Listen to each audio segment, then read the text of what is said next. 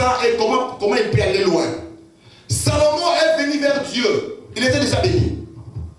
Mais écoutez-moi très bien. Salomon est devenu roi. Un roi ne manque rien. Un roi, il a déjà tout.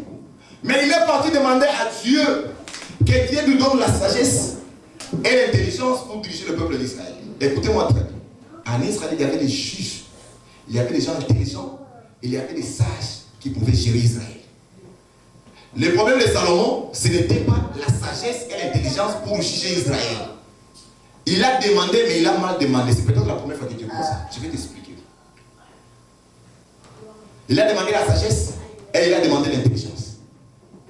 Pourquoi? Pour juger le peuple d'Israël. En ayant la sagesse et l'intelligence, quand il va bien juger le peuple d'Israël, il sera glorifié. Amen. Il sera élevé. Il sera honoré. Les gens vont l'applaudir. Les gens vont dire que Dieu est le plus intelligent, Dieu est le plus sage. C'est ça, c'était ça l'intention de Salomon. De là, Dieu n'était pas là. Comme Dieu est un Dieu qui fait ce qu'on appelle la volonté permissive, il peut aussi te donner ce que toi tu désires, mais ce n'est pas dans sa volonté. C'est comme les enfants d'Israël avaient demandé un roi. Ce n'est pas dans la volonté de Dieu, mais il les a donnés puisqu'ils insistaient. Attention. Quand tu fais la demande à Dieu, ça doit être conforme à la parole de Dieu, à la connaissance de la parole de Dieu et à l'intérêt de Dieu, non pas à ton intérêt. Il a demandé la sagesse et l'intelligence. Il a dit, bon d'accord, tu as bien demandé. Je vais te donner la sagesse et l'intelligence. Je vais te donner la richesse. Question. Est-ce que Salomon n'était pas riche? Avant que Dieu lui donne la richesse, il était déjà riche. Puisqu'il était roi. Puisqu'il a offert à Dieu dans l'Holocauste 1000 bœufs, 1000. Celui qui fait les sacrifices de 1000 bœufs, c'était déjà riche. Avant que Dieu lui donne, il l'avait déjà. Il n'a manqué de rien. La conséquence, Salomon est monté, arrivé quelque part, il est tombé.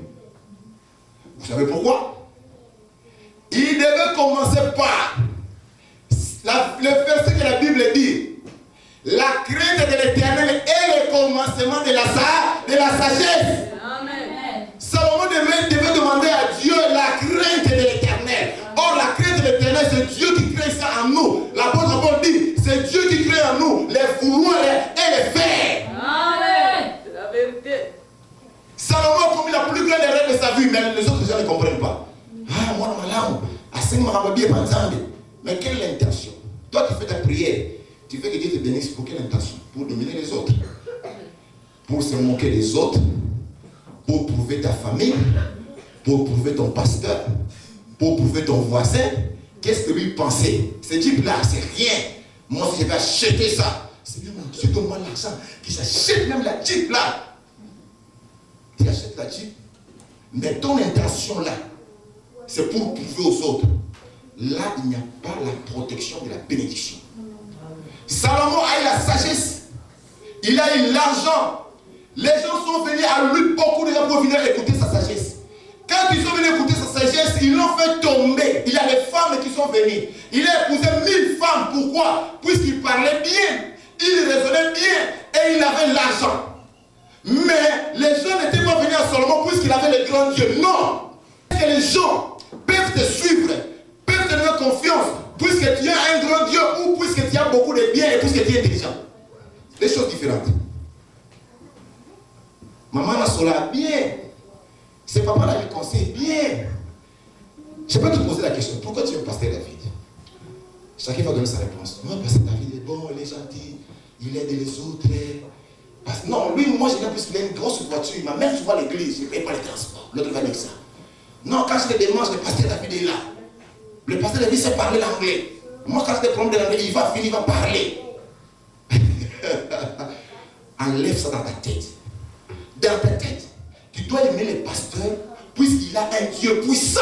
C'est ça le problème, c'est seulement ça. Amen. Quand je me confie en lui, son Dieu va opérer pour moi. Alléluia. Les gens venaient vers Salomon puisqu'ils voyaient sa bénédiction. Ils voyaient l'intelligence, ils voyaient la sagesse, ils voyaient les habits de ses travailleurs, ils voyaient l'organisation du royaume. Ils disaient non, ça c'est vraiment un homme à qui il faut se confier. Mais le diable aussi était venu aussi là infiltrer. puisqu'il dit que dans tout cela, Dieu n'y était pas. Craindre Dieu, c'est quoi? C'est ce qu'on avait dit ici. N'envie pas la chose de l'autre. Ne tue pas. Ne vole pas. Ne commets pas d'adultère. Ne cherche pas de faux dieux. Ne ment pas faux témoignage contre les prochains. Ne fais pas ça. C'est ça. Ce n'est que ça.